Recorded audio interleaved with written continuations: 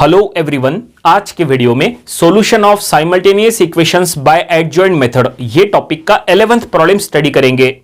तो देखिए, जो प्रॉब्लम आज हमें सॉल्व करना है वो आपके सामने है। क्वेश्चन में क्या लिखा है वो हम पढ़ेंगे। क्वेश्चन में लिखा है solve the following system of equations bye adjoint method. देखो यहाँ पे तीन इक्वेशंस दिए हैं, ये तीनों इक्वेशंस को हमें सॉल्व करके यहां से एक्स वाई जेड का वैल्यू फाइंड आउट करना है बाय यूजिंग एडजॉइंट मेथड। तो चलो हम ये प्रॉब्लम सॉल्व करेंगे और ये प्रॉब्लम सॉल्व करने का टेक्निक बिल्कुल वैसा ही रहेगा जैसा हमने इसके पहले के प्रॉब्लम्स में यूज किए थे। इस टाइप के प्रॉब्लम सॉल्व करते समय आपको एडजॉइंट कैसे फाइंड आउट करते हैं उसकी जानकारी होना चाहिए, और उसमें सबसे इंपॉर्टेंट है कोफैक्टर। आपको कोफैक्टर निकालते आना चाहिए, उसकी प्रैक्टिस होना बहुत जरूरी है। ठीक है, तो चलो सबसे पहले हम इसको सॉल्व करेंगे। तो क्या करेंगे, यहां ये गिवन थ्री इक्वेशंस को मैट्रिक्स फॉर्म में पहले पुट कर लेते हैं। तो हम यहां पे लिख लेंगे अबव इक्वेशंस इन मैट्रिक्स फॉर्म। सबसे पहले इनको मैट्रिक्स फॉर्म में पुट करो। तो मैट्रिक्स फॉर्म में पुट कर लेंगे तो यहां पे तीन मैट्रिक्स बन जाएंगी। पहली रहेंगी कोएफिशिएंट मैट्रिक्स, ठीक है, जिसमें हमें कोएफिशिएंट्स का यूज करना है। सेकंड रहेगा अननोन मैट्रिक्स, जिसमें जो अननोन एक्स वाई जेड है वो हमें लिखना है। और थर्ड रहेगा कांस्टेंट मैट्रिक्स। तो ये देखिए मैट्रिक्स फॉर्म में कुछ ऐसा पुट होगा। तो चलो कोएफिशिएंट्स का यूज करते हैं। पहले इक्वेशन में एक्स वाई जेड के कोएफिशिएंट है 3, 2, 4, तो हम यहां फर्स्ट रो में लिख लेंगे 3, 2, 4। सेकंड इक्वेशन में है 2, 1, 1, तो यहां सेकंड रो में लिखो 2, 1, 1। और थर्ड इक्वेशन में है 1, 3, 5, तो हम थर्ड रो में लिख लेंगे 1, 3, 5। तो ये बन गया कोएफिशिएंट मैट्रिक्स। और अब रहेगा अननोन मैट्रिक्स, उसमें आपको जो अननोन है वो लिखना है एक्स वाई जेड। और अब रहेगा इक्वल टू के राइट साइड में क्या है 7, 4, 2, तो यहां लिख लो 7, 4, 2। तो ये हो गया कांस्टेंट मैट्रिक्स। तो इस तरह से हमने क्या किया, गिवन थ्री इक्वेशंस को यहां पे ये मैट्रिक्स फॉर्म में पुट कर लिए। ये जो मैट्रिक्स फॉर्म में पुट किए हैं उसमें ये जो पहला मैट्रिक्स है इसको कहो एज अ ए मैट्रिक्स, ये जो लास्ट मैट्रिक्स है इसको कहो एज अ बी मैट्रिक्स, और ये जो बीच वाला मैट्रिक्स है इसको कहो एज अ एक्स मैट्रिक्स। इसका मतलब ये है कि हम यहां पे लिख लेंगे कि ए एक्स, देखो a into X is equal to B. तो हम यहां लिख लेंगे therefore a into X is equal to B. देखो ये हमने यहां पे इक्वेशन तैयार कर लिए। ठीक है, और अब आपको क्या करना है, X Y Z find out करना है ना। क्वेश्चन में क्या लिखा है, सॉल्व करो ये सिस्टम को, तो सॉल्व करके हमें X Y Z find out करना है। तो अगर आपको X Y Z find out करना है तो ये जो आपने इक्वेशन तैयार किए है A X is equal to B, यहां पे क्या करो, x जो है वो एक साइड में रख लो और a को इधर शिफ्ट करो तो वो a इनवर्स बन जाएगा। ठीक है, मतलब ये ऐसा। सो देयरफॉर अगर आपको x फाइंड आउट करना है तो a को उधर शिफ्ट करो तो a उधर जाके a इनवर्स बन जाएगा, a इनवर्स इंटू बी ऐसा हो जाएगा। इसको अब काम करो, इसको इक्वेशन नंबर 1 कहो। वो इसीलिए क्योंकि अब हमें यहां पे a इनवर्स पुट करना पड़ेगा और a इनवर्स पुट करके हमें इसको सॉल्व करना पड़ेगा, तब जाके हमें x मिल जाएगा, x यानी ही एक्स वाई जेड। समझ में आया, ये A मैट्रिक्स, ये B मैट्रिक्स और ये X मैट्रिक्स, इस तरह से। तो चलो अब फाइनली सबसे पहले क्या निकालेंगे, A इनवर्स निकालेंगे। इक्वेशन नंबर 1 से ही हमें X मिलने वाला है, ये ध्यान में रखना। और X यानी ही एक्स वाई जेड। ठीक है, एक बार एक्स वाई जेड मिल गया तो प्रॉब्लम समाप्त। अब इसके लिए आपको A इनवर्स चाहिए। A इनवर्स तो नहीं है हमारे पास, तो A इनवर्स फाइंड आउट करने के लिए फार्मूला क्या होता है वो देखो। फार्मूला हम यहां पे लिख लेते हैं, A इनवर्स का फार्मूला ऐसा है, that is adjoint of A bye mod of A। ये फार्मूला है A इनवर्स का, इससे आपको A इनवर्स निकालना है। इसको फिलहाल हम इक्वेशन नंबर 2 कहेंगे। वो इसीलिए क्योंकि हमारे पास एडजॉइंट ऑफ A ये भी नहीं है और मॉड ऑफ A वो भी नहीं है, तो हमें ये दोनों को पहले अलग से निकालना पड़ेगा। ठीक है, तो चलो सबसे पहले निकालते हैं मॉड ऑफ A, यानी A का मॉड। A का मॉड यानी A को डिटर्मिनेंट में लो और उसका मॉड का क्या आंसर आता है वो निकालो। इसका मतलब आपको सबसे पहले गिवन A मैट्रिक्स को चेक करना है कि वो नॉन सिंगुलर मैट्रिक्स है कि नहीं, क्योंकि रूल ये है कि अगर मैट्रिक्स नॉन सिंगुलर मैट्रिक्स हुआ तो ही आप उसका इनवर्स निकाल सकते हैं, और अगर इनवर्स निकालेंगे तो ही आपका एक्स वाई जेड मिल जाएगा। तो आपको चेक करना पड़ेगा गिवन मैट्रिक्स नॉन सिंगुलर है या नहीं। नॉन सिंगुलर मैट्रिक्स क्या होता है, जो मैट्रिक्स का डिटरमिनेंट नॉन जीरो आता है वो मैट्रिक्स को नॉन सिंगुलर मैट्रिक्स कहते हैं। तो इसका जो मॉड है, जो इसका डिटरमिनेंट है वो नॉन जीरो आना चाहिए तो ही इनवर्स हो सकता है। तो चलो इसका यहां पे मॉड निकाल लेते हैं। तो ये जो गिवन A मैट्रिक्स है इसको हम मॉड में लिख रहे हैं, उसके एलिमेंट्स है 3, 2, 4, तो यहां लिख लो 3, 2, 4। ठीक है, देन सेकंड रो में है 2, 1, 1, तो ये लिख लेंगे 2, 1, 1। और थर्ड रो में है 1, 3, 5, तो लिख लो 1, 3, 5। तो ये देखिए, ये हमने गिवन A मैट्रिक्स को मॉड में लिख लिया। और अब इसको सॉल्व करो। अब ये मॉड को, ये डिटरमिनेंट को सॉल्व करने के लिए आपके पास दो ऑप्शन है। या तो आप डायरेक्टली कैलकुलेटर में इसको सॉल्व करो, कैलकुलेटर में डायरेक्टली मॉड सॉल्व करने का ऑप्शन होता है, आप उसमें सभी ये वैल्यूज पुटअप करो तो सीधा आंसर आ जाएगा। लेकिन अगर आपको कैलकुलेटर से सॉल्व नहीं करना है तो आप इसको मैन्युअली भी सॉल्व कर लेंगे तो भी चल जाएगा, आंसर सेम आता है। तो चलो यहां पे हम सॉल्व करेंगे। तो ये हम लेंगे 3 का रो और कॉलम छोड़ो, ये 4 एलिमेंट्स में क्रॉस मल्टीप्लिकेशन करो तो ये हो जाएगा 5 माइनस 3। उसके बाद ये जो 2 है ये ले लो -2। अब ये 2 का रो और कॉलम छोड़ो, ये 4 एलिमेंट्स में क्रॉस मल्टीप्लिकेशन करो तो ये हो जाएगा 10 माइनस 1।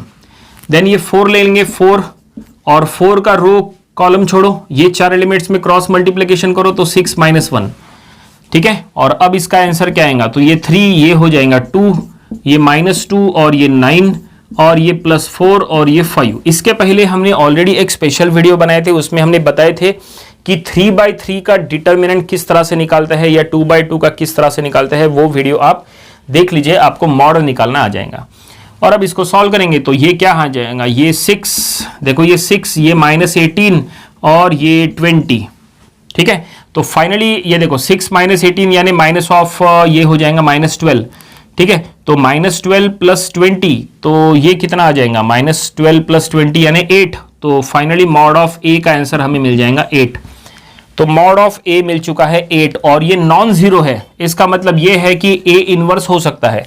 तो यहां पे हम स्टेटमेंट में लिख लेंगे, since mod of A is not equal to 0, ठीक है, therefore A inverse is possible. A inverse is possible, ये हमने लिख दिए। समझ में आया? ओके।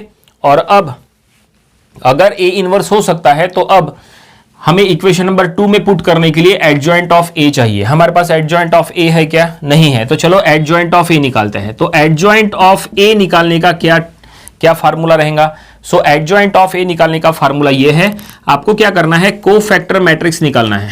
कोफैक्टर मैट्रिक्स ए और उसका ट्रांसपोज करना है। कोफैक्टर मैट्रिक्स का जो ट्रांसपोज होगा उसी को कहते हैं एडजॉइंट ऑफ ए। तो चलो पहले कोफैक्टर मैट्रिक्स निकालते हैं और यही सबसे इंपॉर्टेंट है। नंबर ऑफ स्टूडेंट्स यहीं पे गलती करते हैं, गलती नहीं होनी चाहिए। तो देखो, अब देखो कोफैक्टर मैट्रिक्स यहां तैयार करना है। फिर देखो हमने ऊपर क्या लिखा है, टी यानी ट्रांसपोज। हमें जो भी कोफैक्टर मैट्रिक्स रहेगा उसका ट्रांसपोज करना है। ट्रांसपोज करने के बाद हमें एडजॉइंट ऑफ ए मिल जाएगा। और एक बार ये मिला तो ये और ये हम ये इक्वेशन नंबर 2 में पुट करेंगे तो ए इनवर्स मिल जाएगा। फिर वो ए इनवर्स हम यहां पे पुट करेंगे तो एक्स मिलेगा, यानी ही XYZ प्रॉब्लम समाप्त हो जाएगा।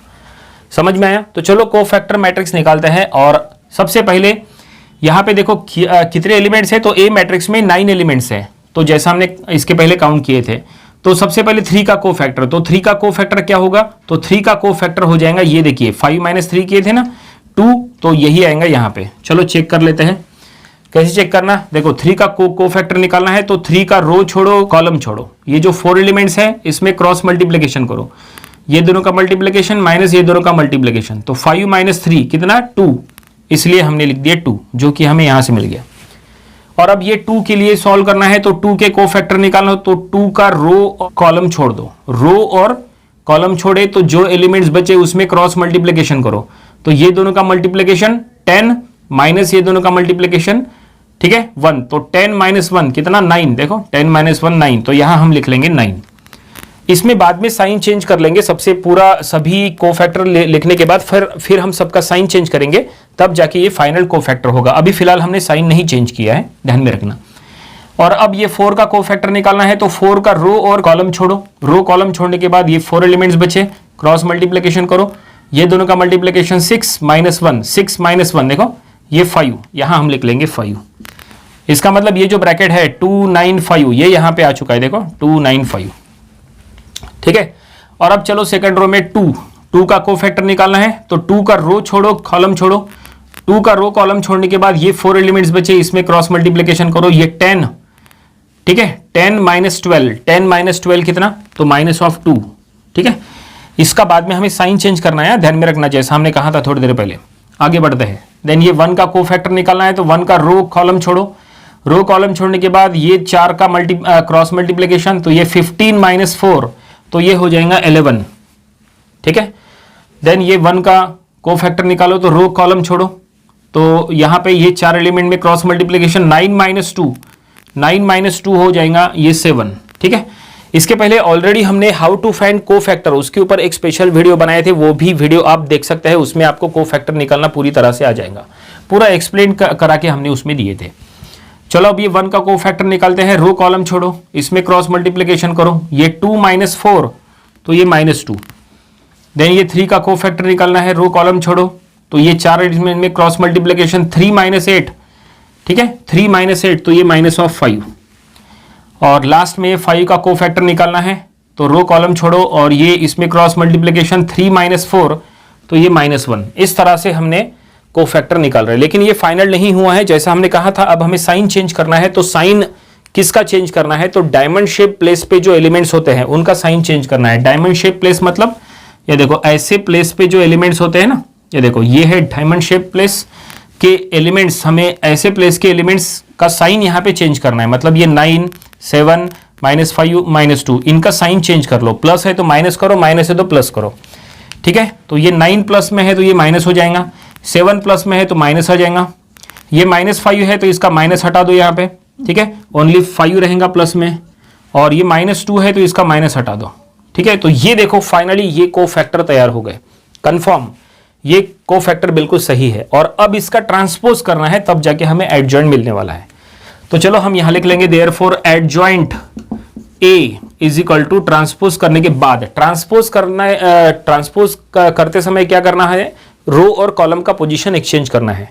जो एलिमेंट्स रो में है वो लिखते समय कॉलम में लिखना है, या उल्टा बोलो जो एलिमेंट्स कॉलम में है उसको लिखते समय रो में लिखना है।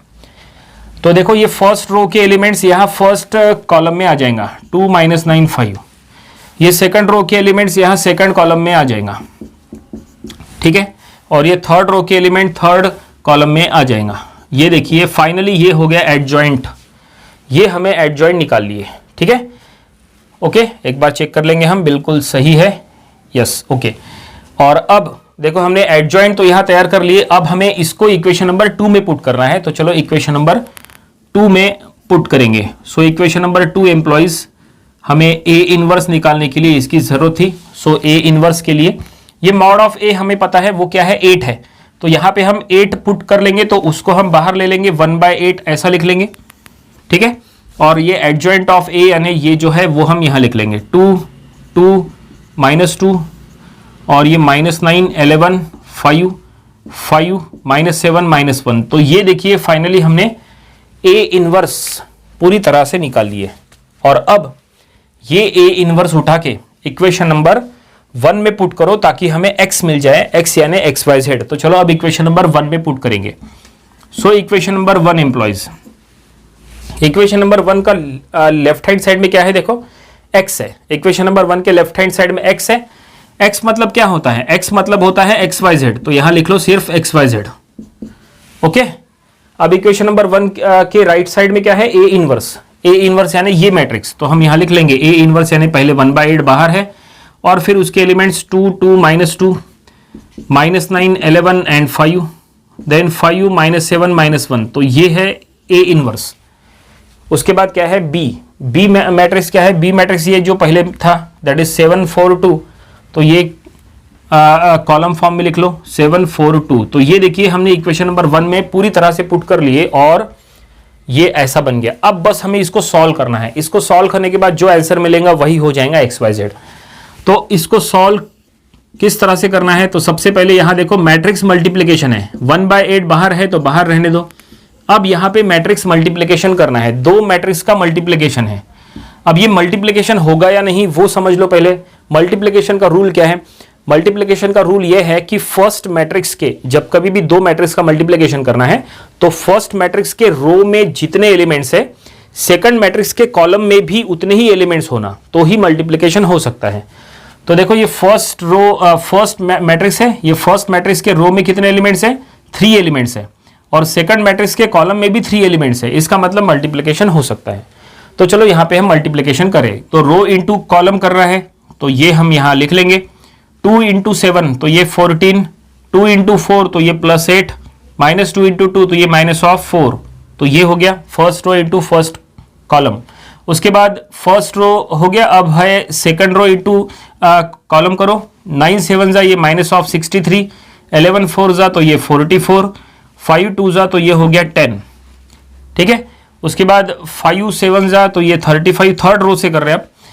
5 7 जा 35, -7 4 जा तो ये -28, -1 2 जा तो ये -2। तो ये देखिए ये हमने यहाँ पे मल्टीप्लिकेशन कर लिए। और अब देखो इसका रिजल्ट क्या बनता है। यहाँ पे है एक्स वाई जेड, यहाँ पे है 1/8। और अब ये क्या होगा देखो 14 + 8 -4 यानी 4 और ये हो जाएगा 18, ठीक है। देन इसके लिए चाहे तो आप कैलकुलेटर का यूज करो। -63 + 44 + 10 तो ये हो जाएगा -9। सेकंड एलिमेंट हो जाएगा -9 और थर्ड एलिमेंट ये करो, ये हो जाएगा -30, 35 - 30 तो ये आ जाएगा 5। तो ये देखिए ये हमने यहां तक सॉल्व कर ली। अब एक काम करो, ये 1/8 से अंदर मल्टीप्लाई कर लो, क्योंकि 1/8 बाहर है, इसको अंदर मल्टीप्लाई करो। तो देखो मल्टीप्लाई करने के बाद हम यहीं पे लिख लेते हैं, जगह कम है इसलिए थोड़ा सा यहाँ पे एडजस्ट कर रहे हैं। और अब देखो मल्टीप्लाई करने के बाद ये हो जाएगा 18/8, देन ये हो जाएगा -9/8 और थर्ड इसमें आ जाएगा 5/8। तो ये देखिए ये हमने मल्टीप्लाई कर लिए। क्या ये थोड़ा सा सॉल्व हो सकता है? बिल्कुल ये 18/8 ये 2 से डिविजिबल है, ये तो नहीं है डिविजिबल, और ये 5/8 भी नहीं है। तो फाइनली हम इसको ऐसा लिख सकते हैं। सो देयरफॉर x का वैल्यू ये 18/8 है। 18/8 थोड़ा सा सॉल्व हो सकता है, 2 से ये डिवाइड हो सकता है, तो ये हम यहाँ लिख लेंगे 9/4, ठीक है। और y का वैल्यू हम यहाँ लिख लेंगे -9/8, ये तो डिविजिबल नहीं है। और z का वैल्यू हम लिख लेंगे 5/8। तो ये देखिए ये हमने तीनों यहाँ पे मेंशन कर लिया है।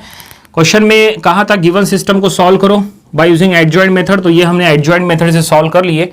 और हमें X Y Z find out करना था, तो ये हमने एक्स वाई जेड भी फाइंड आउट कर लिए। और फाइनली प्रॉब्लम यहीं पे कंप्लीट हो गया। उम्मीद करते हैं कि ये प्रॉब्लम आपको समझ में आया होगा। ये प्रॉब्लम आपको अपनी प्रैक्टिस बुक में जरूर सॉल्व करके देखना चाहिए। ये इंपॉर्टेंट प्रॉब्लम है, इसके पहले एग्जाम में भी आया था। ये था solution of a simultaneous equation by adjoint method, ये टॉपिक का प्रॉब्लम नंबर 11। इसके पहले जो हमने इसके 10 प्रॉब्लम्स लिए थे वो भी आपको स्टडी कर लेना चाहिए। और इसके आने वाले दिनों में हम इसके और भी नंबर ऑफ प्रॉब्लम्स कवर करेंगे ताकि इसकी और अच्छे से प्रैक्टिस हो जाए। तो मिलते हैं नेक्स्ट वीडियो में। Thank you very much.